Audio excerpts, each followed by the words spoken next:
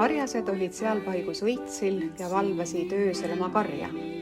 Issanda ingel seisatas nende juures ja issanda kirkus säras nende ümber ja nad kartsid üliväga.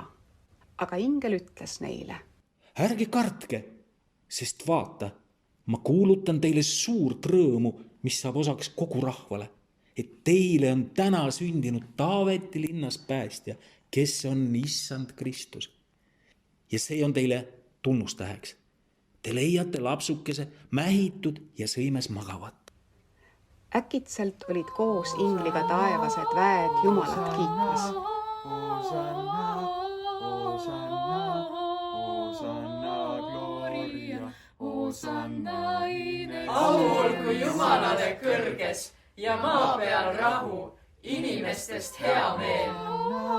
Hosanna, Hosanna, Hosanna, Hosanna, Gloria, Hosanna in excelsis. Ja sündis, kui inglid olid nende juurest ära läinud taevasse, et karjased ütlesid üksteisele: läkki nüüd Betlema, et näha saada seda, mis on sündinud, mis issand on teatanud meile.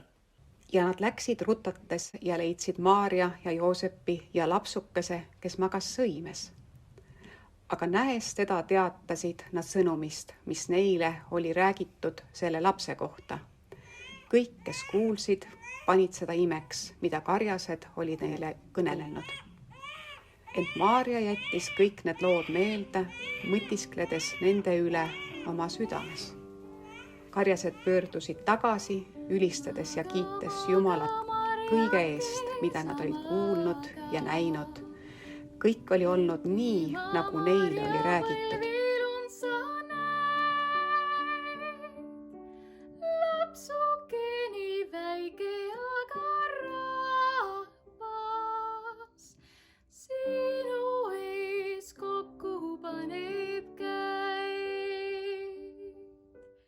Maga veel sul tundmata on vaevad, ees on pikad teed ja raske töö.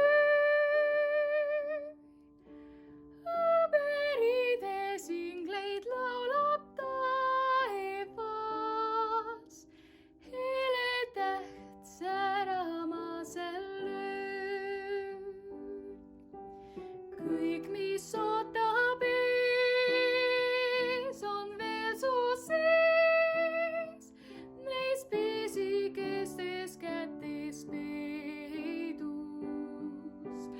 Annad elukord kogu maailma eest ja avati igavese tee. Maga, maga, Marjake, sa maga. Kui 8 päeva sai täis ja tuli aeg lapse ümberlõikamiseks, siis pandi talle nimeks Jeesus, mille oli ütelnud ingel, enne kui laps sai ema ihusse.